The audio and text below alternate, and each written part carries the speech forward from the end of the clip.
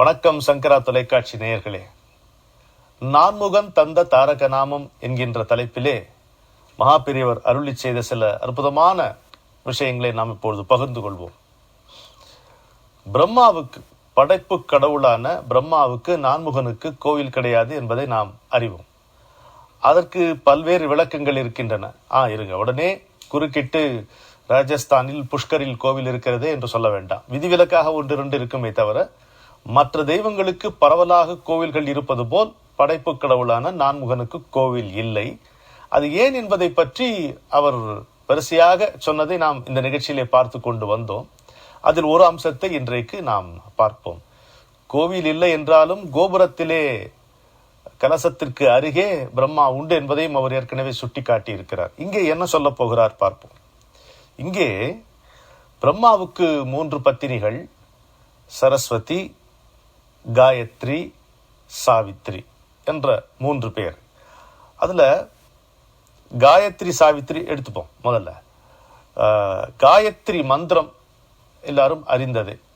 ந காயத்ரியா பரமந்திரக நமாத்துர் தெய்வத்தம் பரம். தாய்க்கு மேல் தெய்வம் இல்லை, காயத்ரிக்கு மேல் மந்திரம் இல்லை என்பது பழமொழி, நாம் அறிவோம். மந்திரத்தினுடைய வெளிப்பாடுதான் காயத்ரி என்று சொல்லும் பொழுது அது சந்தஸ், மீட்டர், யாப்பு, அதை சுட்டி காட்டுகிறார் மகாபெரியவா. அப்போ காயத்ரி என்பது அந்த மந்திரத்தினுடைய யாப்பு, அந்த மந்திரத்தினுடைய ஜோதி ஸ்வரூபம், அதாவது உள்ளே இருக்கக்கூடிய ஒளி, அதுதான் சாவித்ரி என்று சொல்லுகிறார். எல்லா வேதங்களுக்கும் சாரமாக உள்ள மந்திரம், அதோடு சம்பந்தப்பட்ட போதிலும் காயத்ரிக்கும் சரி சாவித்திரிக்கும் சரி கோவில் இல்லை. அதற்கு அவருக்கே உரிய பாணியில் பெரியவர் சொல்லுகிறார், தன்னுடைய கணவனுக்கு கோவில் இல்லாத பொழுது நமக்கு எதற்கு கோவில் என்று அவர்கள் ஒதுங்கிவிட்டதாக சொல்வார்கள். சரி, எனக்கு காதுல கேட்குது. அப்போ சரஸ்வதிக்கு என்று கேட்கிறீர்கள். சரஸ்வதிக்கு கோவில் இருக்கிறதே என்று சொல்லீர்கள். எத்தனை கோவில்கள் இருக்கின்றன? கூத்தனூர், தெற்க கூத்தனூர், அதாவது தமிழ்நாட்டில், ஆந்திராவில் பாஸ்ரா, அதுக்கப்புறம் அடுக்கி பாருங்க, சரியா வராது. அதுவும் ஒரு விதிவிலக்கு. சரஸ்வதிக்கு பிரத்யேகமான கோயில்கள் என்பதும் இல்லை என்பதை நம்ம அறிவோம். சரி, இப்ப அதிலிருந்து பிரம்மாவனுடைய புதல்வரான நாரதருக்கு வருகிறார் மகாபெரியவா. நாரதருக்கு கோவில் இல்லையே என்று துவங்குகிறார். இப்போ நாரதற்கு கோவில் இல்லாததற்கு காரணம் என்ன அப்படிங்கிறது என்னால் புரிந்து கொள்ள முடிகிறது. என்ன சமத்காரமாக சொல்லுகிறார் பாருங்க. நாரதர் யார்? விஷ்ணுவின் அடியார்களில், பாகவத உத்தமர்களில் உச்சத்தில் இருப்பவராக கருதப்படுபவர் நாரதர். பக்தி சூத்திரத்தையே இந்த பாருக்காக வழங்கியவர் நாரதர். கலிகாலத்திற்கு சங்கீர்த்தனம் தான் விமோசனம் என்பதற்கு நிரூபணமாக விளங்குபவர் நாரதர். இந்த நாம சங்கீர்த்தனமே மோட்ச மார்க்கம் இந்த கலியில் என்பதை நாட்டுகிறவர் நாரதர். எப்பொழுதும் ஒரு கணம் கூட இல்லாமல் எப்பொழுதும் கீர்த்தனமாக இறைவனுடைய புகழையே பாடிக்கொண்டிருக்கின்ற நாரதருக்கு நியாயமாக பார்த்தால் ஊருக்கு ஊர் கோவில் இருக்க வேண்டும். ஆனால் ஒரு கோவில் கூட அவருக்கு இல்லையே என்று புன்னகைக்கிறார் பெரியவர். எப்படியா? அதுக்கு இவருடைய பதில பாருங்க. சரி, தன்னுடைய தந்தையான பிரம்மாவுக்கும் 3 தாயார்களுக்குமே கோவில் இல்லாத போது எனக்கு மட்டும் எதற்கு கோவில் என்று நாரதர் நினைத்திருக்க கூடும் என்று அவர் சமத்காரமாக சொல்லுகிறார். சரி, இல்லைன்னா இன்னொரு காரணம் தோன்றலாம் என்று புராணத்திலிருந்து வருகிறார். தக்ஷ பிரஜாபதிக்கு அவரிடம் கோபம் வந்து, நீ ஒரு இடத்த நிற்காமல் எங்கெங்கும் திரிந்து கொண்டே இருப்பாய் என்ற ஒரு சாபம் கொடுத்தாரே, அதனால கூட இருக்கலாம். சரி, ஊரை சுற்றி கொண்டே இருப்பவரை, கதை சொல்லிக் கொண்டே இருப்பவரை, கானம் இசைத்து கொண்டே இருப்பவரை எப்படி ஒரு கோயிலில் அமர்த்தி வைப்பது என்பதனாலும் இருக்கலாம் என்று சொல்லுகிறார். நாரதர் தான் சங்கீர்த்தனத்துக்கே குரு, தியாகையாவுடைய குரு. என்ன சிறப்பு பாருங்களேன். ஒரு குருவினுடைய சிறப்பு ஒரு சீடன் மூலம் சொல்லப்படுகின்ற ஒரு பாங்கை நமக்கு அறிமுகப்படுத்துகிறார் மகாபெரியவர். சங்கீர்த்தனத்துக்கு குரு, தியாகையரினுடைய குரு, குருவாகவும் இருந்து கொண்டு அதே சமயம் கலி சந்தரணம், அதாவது கலியை தாண்டுவது, இந்த யுகத்துக்கு தேவையான நாம சங்கீர்த்தனத்தை செய்வது என்பது ஒரு புறம் இருக்க, இந்த யுகத்துக்கு தேவையான மந்திரம் ஒன்று, தாரக மந்திரம் ஒன்று நாரதர் மூலம்தான் இந்த பாருக்கு வழங்கப்பட்டது.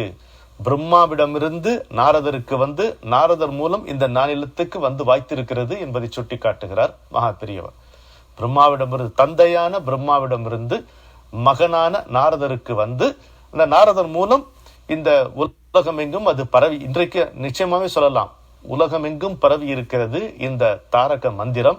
இது கலியில் யார் இதை பயில்கிறார்களோ, ஓயாமல் சொல்லிக் கொண்டிருக்கிறார்களோ, சிந்தித்துக் கொண்டிருக்கிறார்களோ, அவர்கள் எல்லா தடைகளையும் தாண்டி முக்தியை அடைவார்கள், மோட்சத்தை பெறுவார்கள் என்று மகாபெரிவா சொல்லுகிறார். என்னது அது? ஹரே ராம ராம ராம ஹரே ஹரே, ஹரே கிருஷ்ண கிருஷ்ண கிருஷ்ண ஹரே ஹரே. அதான் மந்திரம். எல்லாரும் என்ன சொல்றார்?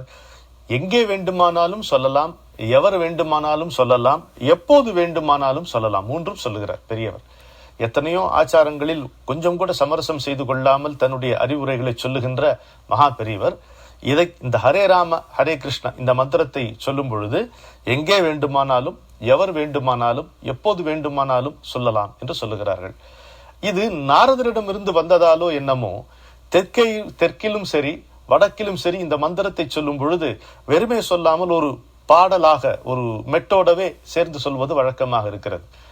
இங்க தெற்கே நம்முடைய பக்கத்துல சொல்லும் பொழுது ஹரே ராம ராம ராம ஹரே ஹரே, ஹரே கிருஷ்ண கிருஷ்ண கிருஷ்ண ஹரே ஹரே, ஹரே ராம ராம ராம ஹரே ஹரே, ஹரே கிருஷ்ண கிருஷ்ண கிருஷ்ண ஹரே ஹரே. இங்கே வடக்கே செல்லும் பொழுது எப்படி இருக்கிறது அப்படின்னு கேட்டா, ஹரே ராமா ராம ராம ஹரே ஹரே, ஹரே கிருஷ்ணா கிருஷ்ண கிருஷ்ணா ஹரே ஹரே. எத்பாவம் அவர்களுடைய மனநிலை எப்படியோ அப்படி இதை பாடிக்கொள்ளலாம்.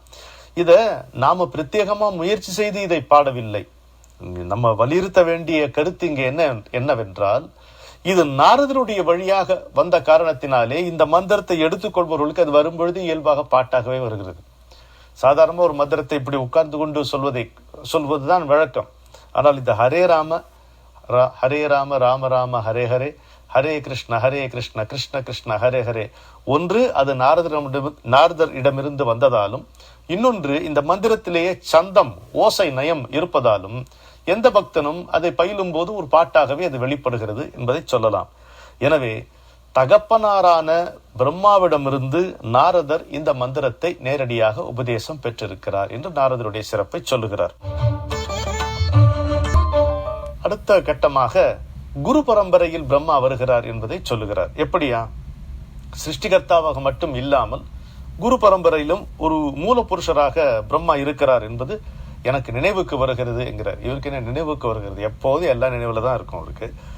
நாரதருக்கு நாம மந்திரத்தை உபதேசித்த பக்தி குருவாக இருந்த பிரம்மாதான் வேதாந்த குருவாகவும் இருக்கிறார். எப்படி சொல்லுகிறார்?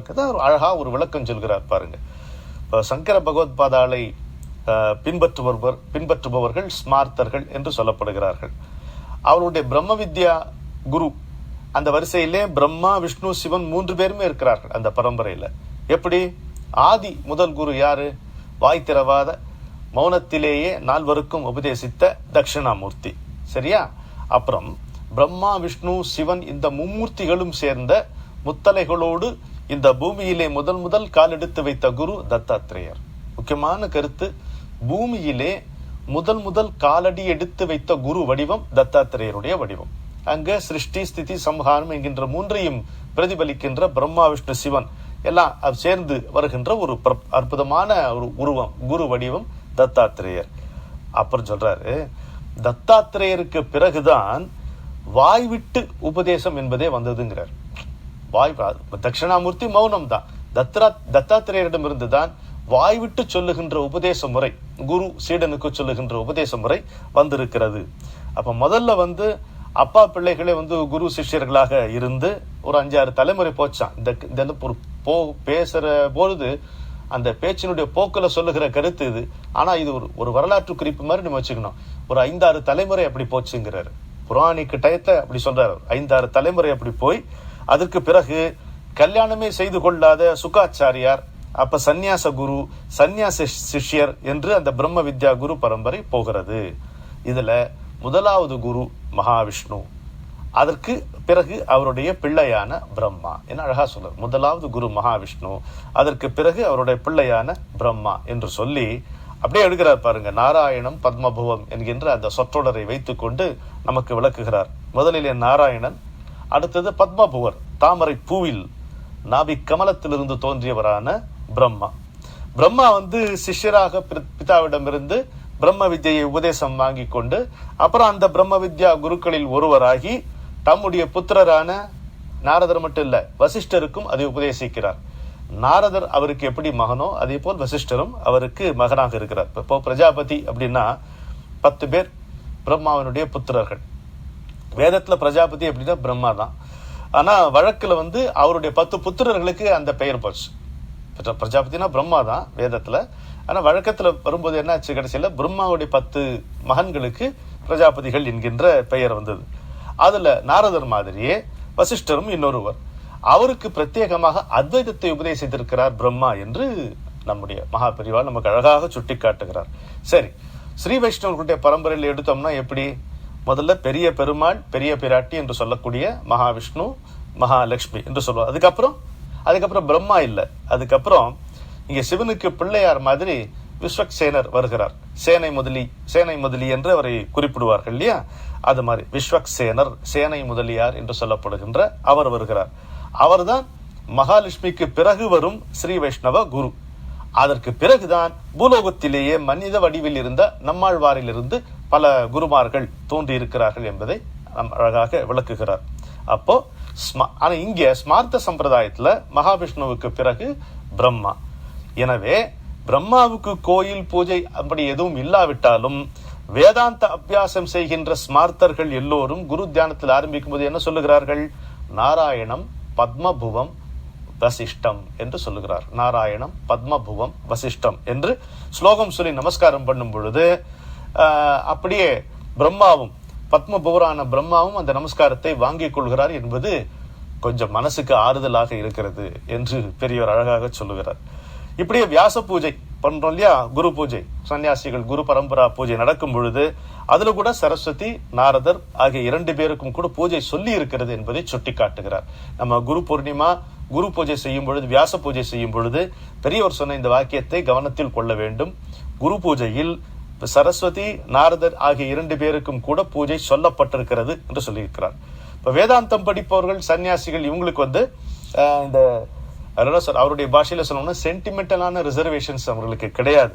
எனவே சிருஷ்டிகர்த்தா என்பதற்காக இல்லாமல் குரு என்கின்ற ஹோதாவில் பிரம்மா நமஸ்காரம் பெற்று விடுகிறார் என்று சொல்லுகிறார். இருந்தாலும் கடைசியில் எப்படி முடிக்கிறாரு, இருந்தாலும் ஜன சமூகத்தில் இது விதிவிலக்கு மாதிரி தான் இருக்கிறதே ஒழிய விதியாக இருக்கவில்லை என்று சொல்லுகிறார். இது ரொம்ப அழகான தகவல், ஆழமான தகவல். இதை வைத்துக்கொண்டு எத்தனையோ நம்முடைய மனதினுடைய அறிவினுடைய விளிம்புகளை நாம் விருத்தி செய்து கொள்ளலாம்.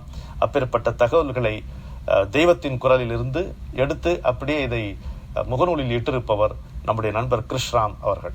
இன்றைக்கு சுருக்கமாக ஒரு மகா வாக்கியத்தை பார்ப்போம். அன்பு அதிகமாக அதிகமாக அழகை பார்ப்பது குறைந்து போகிறது சொல்லிட்டு சொல்றார் பாருங்க, ஒரு முத்திரை, அன்புதான் அழகுகிறார் இல்லையா. கண்ணிலே அன்பு இருந்தால் கல்லிலே தெய்வம் வரும். அந்த மாதிரி மனதுல அன்பு இருந்தால்னா அதுதான் அழகு. அந்த அழகத்தான் நம்ம beauty lies in the eyes of the beholder. Eyes இல்ல, நம்முடைய மனதில் இருக்கக்கூடிய அந்த நேசம் தான் பார்ப்பவரை அழகாக நமக்கு காட்டுகிறது. எனவே இந்த மனதிலே அன்பை வைத்துக்கொண்டு நாம் பார்ப்போம். எல்லோரையும் பராசக்தி அன்பில் தான் செய்திருக்கிறாள். அன்பு வடிவாகவே வாழ்ந்த பெரியவர் அருள் இருக்கின்ற இந்த வார்த்தையை நாம் மறக்க வேண்டாம். அன்புதான் அழகு. வணக்கம்.